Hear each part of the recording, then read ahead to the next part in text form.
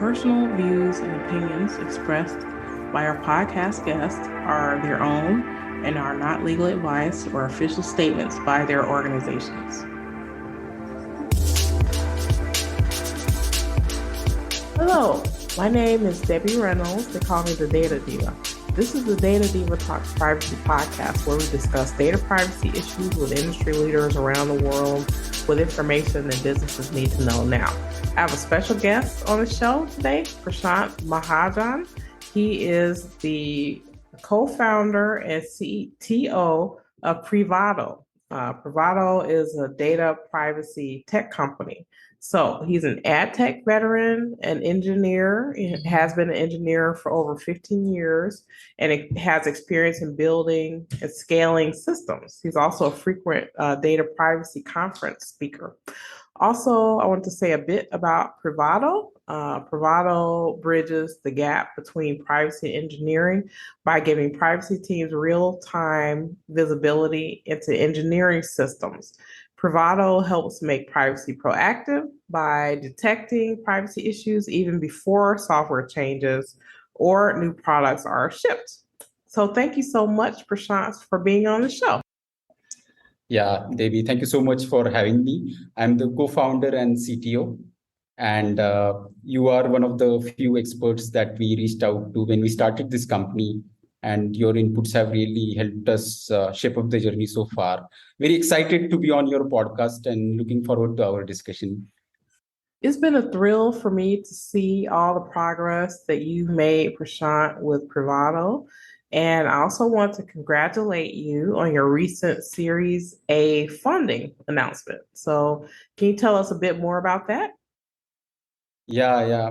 It is very exciting time for us. We are backed by marquee investors like Sequoia and Insight Partner. And it's really validation of our team and progress we have made so far.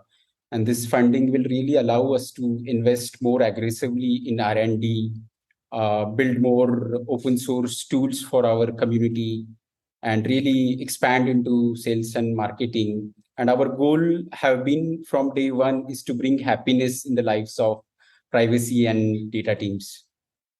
Excellent. So tell me your story in terms of why did you feel like privacy is a area that you wanted to go in, and what problems do you feel like your company is solving for organizations? Yeah, so I'll just briefly talk about how I got into privacy. So before founding Privado, I was a founding engineer at an advertising technology company where we leverage personal data to show relevant ads to the user. So I was there for 14 years. I built the infrastructure to serve billions of ads, process petabytes of data. And I find it very ironic and funny that once upon a time I was using personal data to make users click on ads. And here I am on the extreme end asking people to minimize the use of personal data. So I've come a long way. And what has really changed is when in 2018, GDPR came, you know that advertising business is all about data, right? So we had to form a team of 50 engineers, reorient our product, processes, tools to put appropriate privacy controls in place. And that's when it really dawned on me that these privacy regulations and laws, they are going to have a huge impact on the way tech companies are collecting, processing, and applying the data to solve for different use cases. So I started digging deeper, and in the process, I realized that how intrusive these data collection practices were for the end consumers. And that really inspired me to be part of something where I can help businesses do the right thing for the customers. You're very smart to have figured that out. I think before GDPR came out, a lot of companies weren't really thinking about this, even though the GDPR isn't that different from the previous data directive. But we know that because the GDPR has these really strong fines, it's become like a C-suite issue for companies to be able to figure out what's the best way to kind of solve their privacy issues. So Tell me about, let's see, the idea from companies trying to get them to understand why they need to be proactive rather than reactive when it comes to dealing with privacy. Yeah, sure. So I will first take a stab at what problem are we solving, and then we get into why proactive approach makes sense, right? So, uh, and I'm going to demonstrate it to you live. I'm going to ask you a question, and you need to tell me what you have understood. Are you ready for this, Debbie? Oh my goodness, a Q&A. Okay, yes, I'm ready. Yeah. So Debbie आप बहुत होशियार हो but अभी मैं जो बोल रहा हूं इसमें से कुछ भी आपको नहीं समझेगा क्योंकि आपको ये भाषा नहीं आती है can you tell me what it is Debbie No.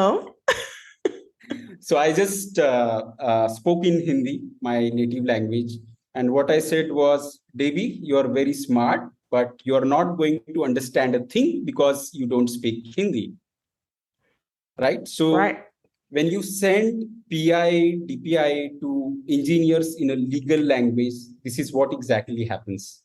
They don't really understand anything because whatever tools which were built 4 or 5 years back, they were built for lawyers. So the language is legal and the whole experience is optimized for lawyers. And when you use the same tools to communicate with engineering, that creates a problem. Engineers, they don't really understand the legal language. And then you have a problem that, it is your compliance work is getting stuck with engineering. It is because you're speaking to them in a language that they don't understand. And that's exactly the problem that we are solving at Privado. And now I'll tell you why proactive approach makes sense. So maybe digitization has accelerated a lot in last couple of years. Every company is a now tech and data company. And as you say, insight is a new oil, right? So, and a large part of your workforce is on the technology team. And inside this technology team, there are various different other teams, such as you have front end, back end, data analytics, machine learning, big data. These smaller teams, they are empowered and autonomous. What it means is that they can make their own decisions.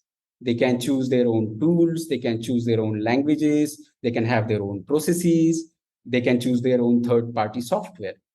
So as a result of this, in any organization, you end up with a very diverse tech stack comprising of tens of languages, several different cloud native and on-prem data storages, and thousands of third-party libraries.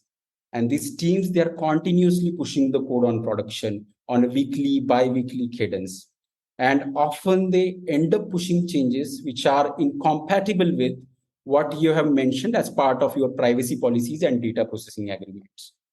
And if you look at our privacy compliance and risk functions today, they sit outside of these engineering walls. And that's a big problem. They cannot really do their jobs effectively. That's why you need to start shifting privacy left, go where developers are, integrate with their core workflows such as CI/CD, pull request, continuously scan the code so that you can get that much required visibility and you can more efficiently collaborate with the engineering teams to take care of two things. First is identifying and mitigating privacy risks which are there in the code, which you can tackle before your software goes to customers. And second thing is automating your compliance work, which involves generating your data maps, data flows, and ROPAs and Article 30 reports. And that's exactly, this is the platform that we have built at Privado. Yeah. I would love to talk with you about, like, so when you engage with a company, what types of friction do you end up seeing in terms of the friction between kind of technology and the actual data, operational data uses that are happening in the organization, and kind of the legal compliance part? Tell me a little bit about that. So one most common use case is organizations, they want to generate their ROPA reports for engineering. and they struggle a lot. The example that I gave, right? So you send assessments using tools which were built 4 or 5 years back, which use legal language, and then your engineers, they don't really understand that language. So that's first problem. And then the frequency of it, right? So you conduct that exercise once a year. It takes you forever to get it done. And then even if you get it done, it is not up to date, because engineering teams, they are constantly pushing the code to production. They are working in agile fashion, and they are a very diverse set of teams, huge teams. They are continuously coding and pushing changes to production. So organizations are not able to keep their RUPA reports up to date, and they are also not able to tackle the privacy threats in the code. So these are the two problems that organizations comes to us with. And I can give you an example. In one of our customers, they were trying to do the data map, and they struggled for a whole year. They couldn't get one response from engineering because they were talking in a language that engineers were not understanding. And when they started using Privado, within 2 months, they could get their whole ROPA done, and they started more proactively engaging with engineering to ensure that things are implemented in a right privacy preserving manner. Yeah. Let's talk about speed. As you mentioned, and I think it comes up a lot of times when organizations are dealing with these privacy issues and they have technology or, that they're pushing out updates and stuff like that, it creates a huge slowdown or a bottleneck, and then being able to push out products to be able to kind of serve their customer. So I think that this is a real problem, not just from a legal and compliance point of view, but it creates a huge bottleneck for companies really trying to push out updates and push out products on a timely manner. What are your thoughts? Exactly. I think you are very spot on when you say that. So if you look at the current tooling which is available there, Devi, there is some tooling available who can do data discovery and cataloging. These are very efficient tools. They solve a problem, but there the challenge is they are very reactive in nature, right? So you already collected, processed, and use the data to solve for various different use cases. And your developers, they continue to access the code, access the data through the code, right? So that's one part of it where you are doing things when something has already happened, when data has already been collected. Second part of it is during the development cycle, you have some processes wherein you might engage with the engineering team to do the design reviews, or some organizations, they have a very top-down PIA and DPIA process where you are relying on judgment of people. You expect people to do the right thing. You expect your product and technology teams to come to you for reviews, and you expect this whole process to work very smoothly. But in reality, it often falls short, and I'll give you an example, right? So assume that your engineering team is implementing a rate limiting feature.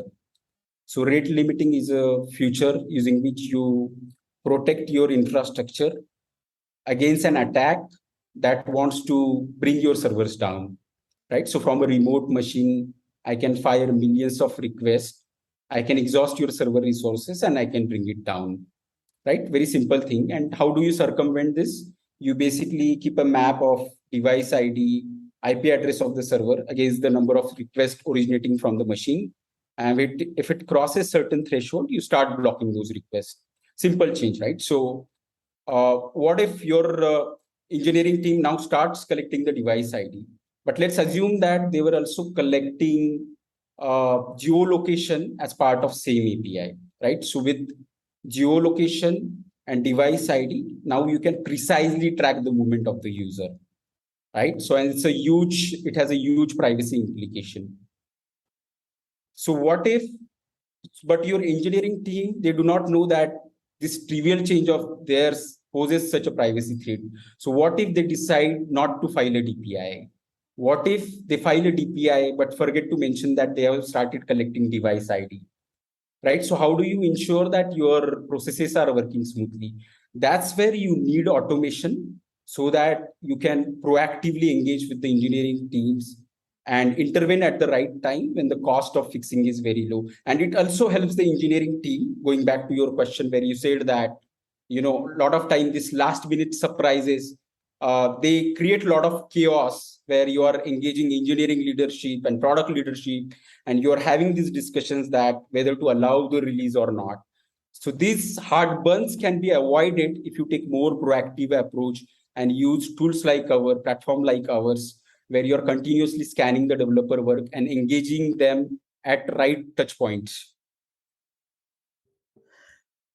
My experience is companies who do, for example, records of processing activities, ROPA, they do them manually.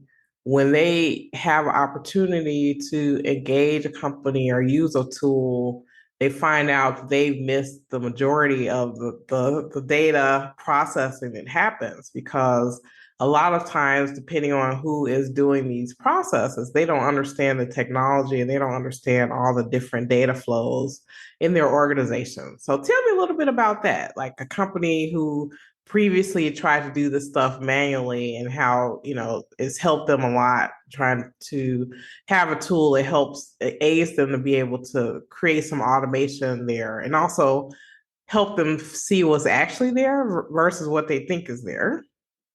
Yeah, I think that's an excellent point, Debbie.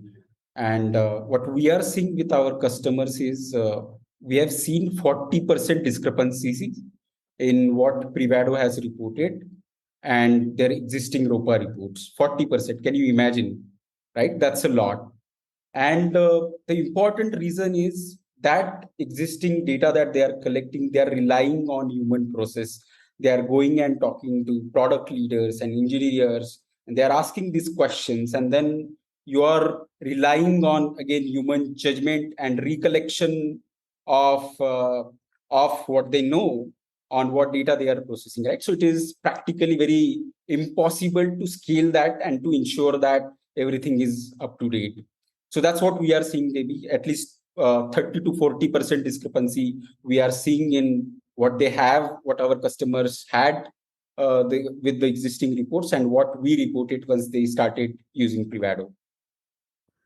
You had mentioned, in the past that you had worked or had experience in sort of the ad tech industry in terms of how people, advertise. So now we're seeing so many changes, not just in GDPR, but also in the US and different countries where they're trying to limit, or even, Apple with their app transparency, limiting the data that the third parties can get about people.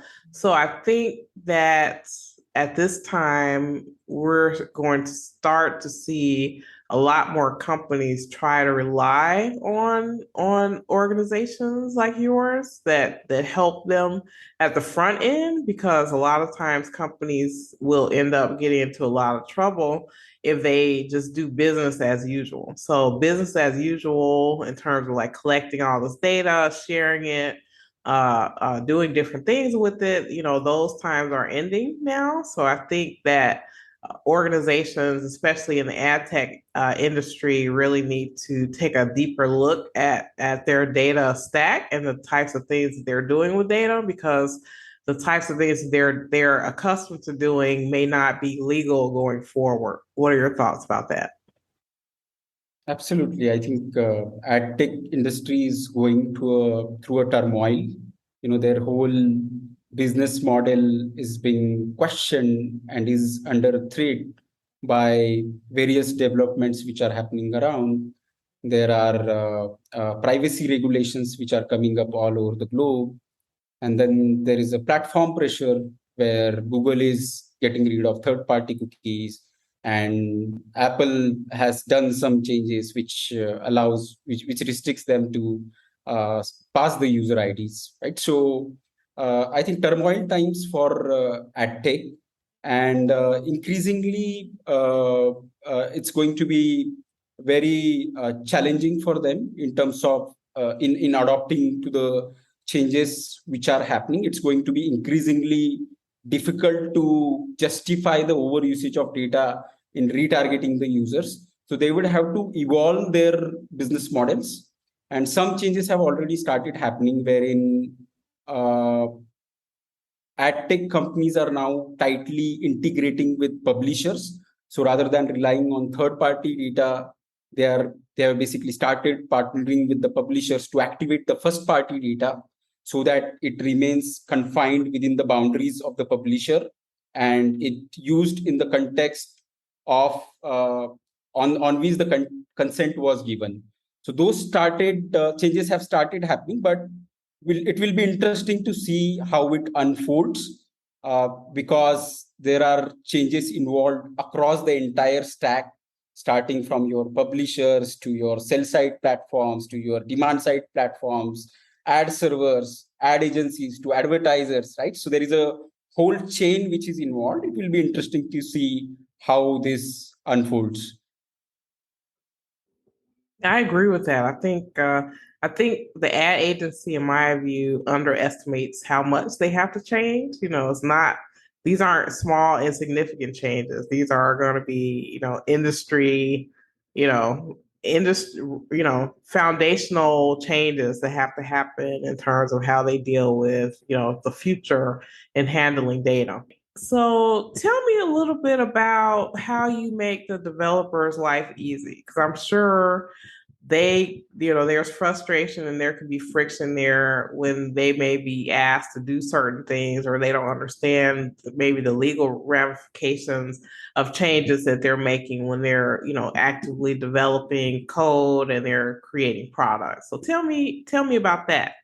So developer goals are aligned with the business goal. They need to deliver quality code on time to meet the business goals. And they're hardworking people just like all of us. Nobody wants to ship a code with five issues and three security vulnerabilities. Their challenge is maybe that the time is finite and your compliance and risk requirements are competing with business requirements for the same time. So what you really need there is a very lightweight tooling that can allow developers to take care of this peripheral work without really taxing the speed of delivering business value. And if you look at security, they have done it exceptionally well. And that's exactly what we are doing with analysis. And they get the whole context of where the changes are, and they can then and there they can tackle those problems. I think that's very important. And our focus has been to build a world-class developer experience, help build a product that helps reduce friction between the compliance and development teams. What thing is happening in privacy and data right now, or that you see in the future that you say, "Wow, this is going to be a big issue in the future when it comes up"? What are your thoughts about that? Yeah, I think Meta is going to be very, very interesting. Metaverse. Uh, it increases the number of data points multifold by maybe on a scale of thousands, right? So you're monitoring a lot of movements, your location, your gestures, your body movement, right? So you're ingesting a lot of data, and that's going to create whole set of other problems because I can easily correlate all the data points and I can identify a user, right? So that relatability is very high in that case, and that poses a significant risk. So I feel that metaverse is going to be probably 100x complex when it comes to respecting and giving those controls back to the user on what is being collected and how it is being used and shared and all of that. Basically, I think that, I agree with you being able to shift privacy or the focus on trying to prevent harm is really important. So when you're saying when you're working with teams, you're trying to help companies shift the privacy focus left to be able to, eliminate the privacy issues that companies may have before it becomes a crisis, right? So I think that that's something that's really vital, especially as companies are looking to move into, the metaverse and to these different, technological spectrums that, as you say, will collect even more data and be more complex. You agree? Yes, I do. Yeah, things are going to get a lot more complex as it evolves with Web3, metaverse. I think there are different dynamics involved, and sooner we take proactive approach, better it would be. So, in case of metaverse, it is really good to see that there are some proactive efforts being made to define standards from the beginning, and that's really is going to help us take proactive approach. And that's where I feel that doing things before it hits your customers, before something goes live on production, it's really important uh, to do things on the left hand side of the cycle when it is being developed, right? So that's the right time where you can intervene, engaged with the right stakeholders, and ensure that appropriate controls are placed and right thing is done for your consumers. And the cost of doing that at those touch points is very low as compared to doing it when something has already happened, and you are in a crisis mode, and then it becomes 100x more difficult to get things in control when something has already happened. Yeah. Tell me a little bit about the stories that your clients tell about how using, your technology has helped them not only like streamline their operations, but it's really helped them be able to gather more trust by their customers when they're using these types of products. Yeah, Devi. So tackling privacy proactively by doing code scanning, you are also able to address some of the SOC 2 and other compliance related controls. And that is reflected in the certifications that you are doing. So that builds a lot of credibility and trust in the minds of the consumer. So that's one way it is helping. Second way is as you are taking more proactive approach, and you are addressing all the risks and compliance work before something goes to production.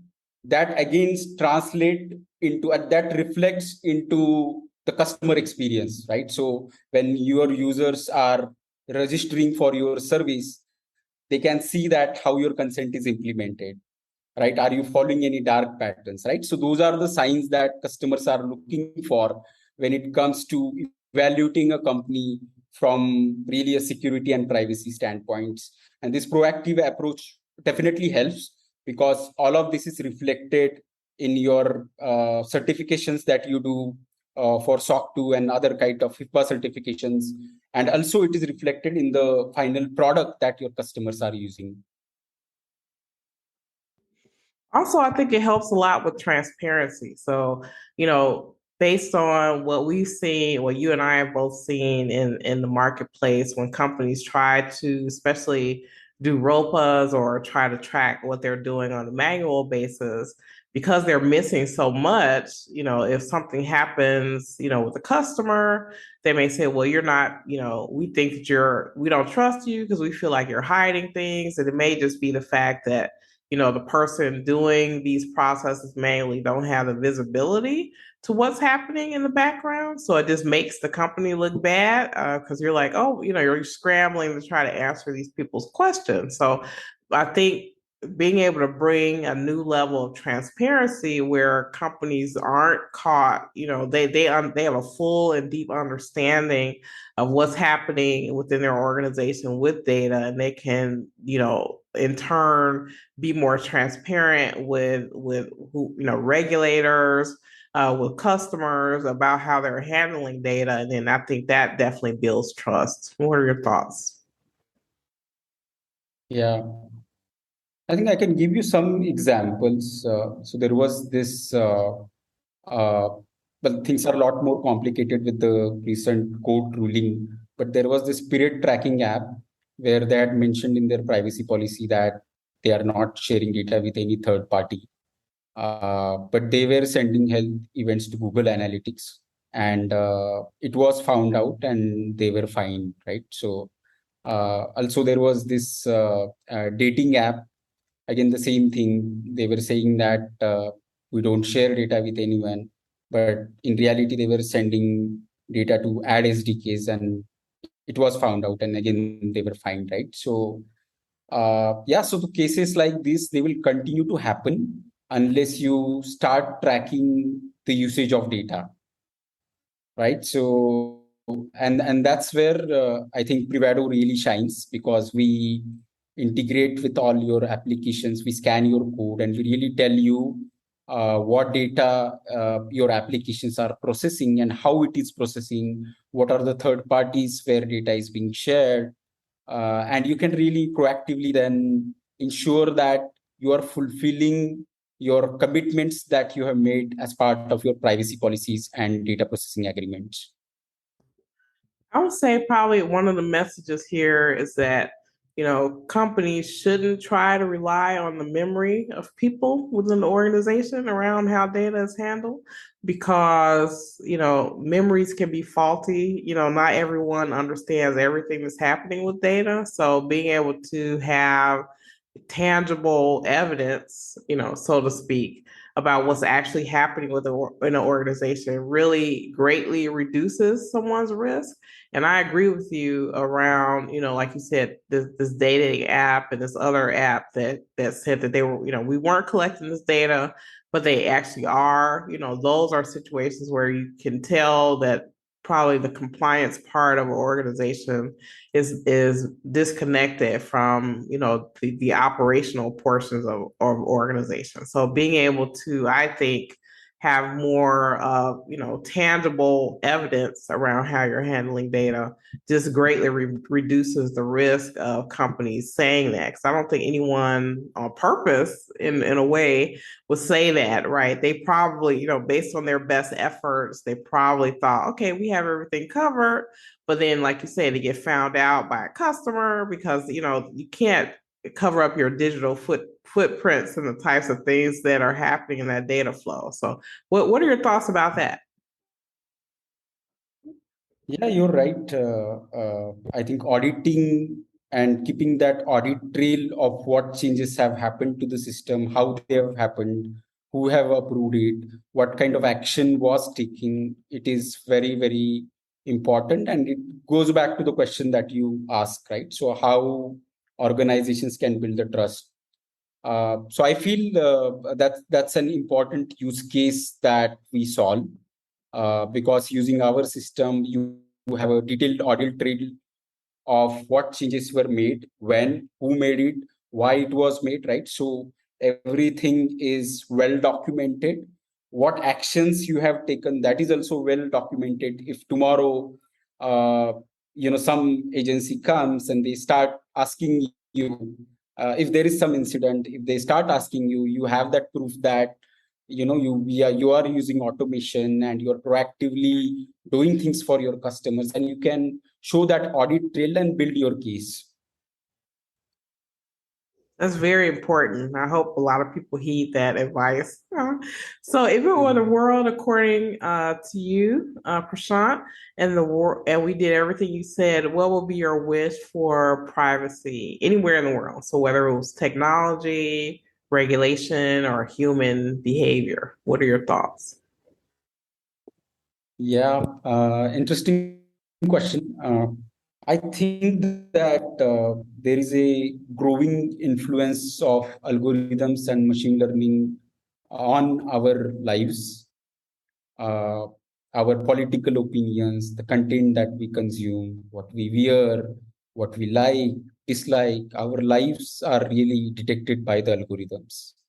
right? And not a lot of people realize this, and it's a very huge problem. And there are some efforts. There is a start to tackle this problem, but I feel that we have a long way to go. We need very strong regulations which will give those controls back to the user. I want to basically dictate, or I want to decide what all algorithmic decisions I want to be part of, right? So I feel that is one area which really bothers and concerns me, that you don't know how algorithms are manipulating your life. And this is really well captured in this Black Mirror series. Have you seen it? No, I haven't. I've heard about it though. Very, very interesting. I agree. I think, for me, I think of it, I prefer to have a life unfiltered, right? So I want to be able to see all the choices and make choices.